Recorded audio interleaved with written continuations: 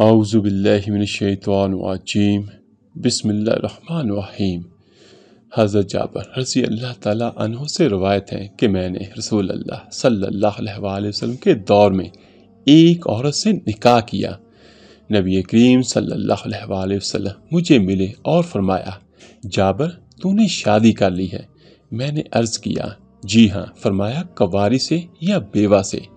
میں نے عرض کیا بیوہ سے۔ تو آپ صلی اللہ علیہ وآلہ وسلم نے فرمایا، تو نے کنواری سے کیوں نہ شادی کی؟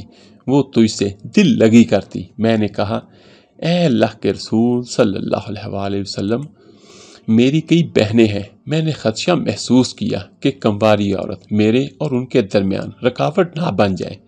آپ صلی اللہ علیہ وآلہ وسلم نے فرمایا، پھر ٹھیک ہے، عورت سے اس کے دین کی وجہ سے نکاح کیا جاتا ہے یا مال و جمال کی وجہ سے، تو دین والی عورت کو پسند کر، تیرے ہاتھ خاک آلود ہوں۔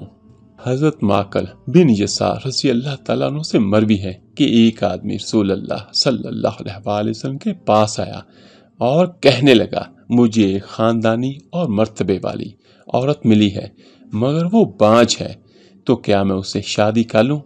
آپ صلی اللہ علیہ وآلہ وسلم نے اسے منع فرما دیا۔ پھر وہ دوبارہ آپ کے پاس آیا تو آپ صلی اللہ علیہ وآلہ وسلم نے پھر منع فرمایا۔ پھر وہ تیسری بار آیا تو آپ صلی اللہ علیہ وآلہ وسلم نے پھر روک دیا۔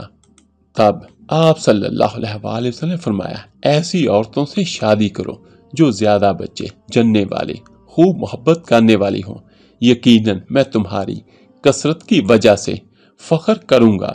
سبحان اللہ۔ آپ میرے لیے دعا کیجیے گا، میں آپ سب کے لیے ضرور دعا کروں گا۔ اس ویڈیو کو لائک اور شیئر کیجیے گا صدقہ جاریہ سمجھ کر۔ تو ملتے ہیں جلدی انشاءاللہ ایک نئی ویڈیو عمل کے ساتھ۔ اللہ پاک آپ سب کا حامی و ناصر ہو۔ اللہ حافظ۔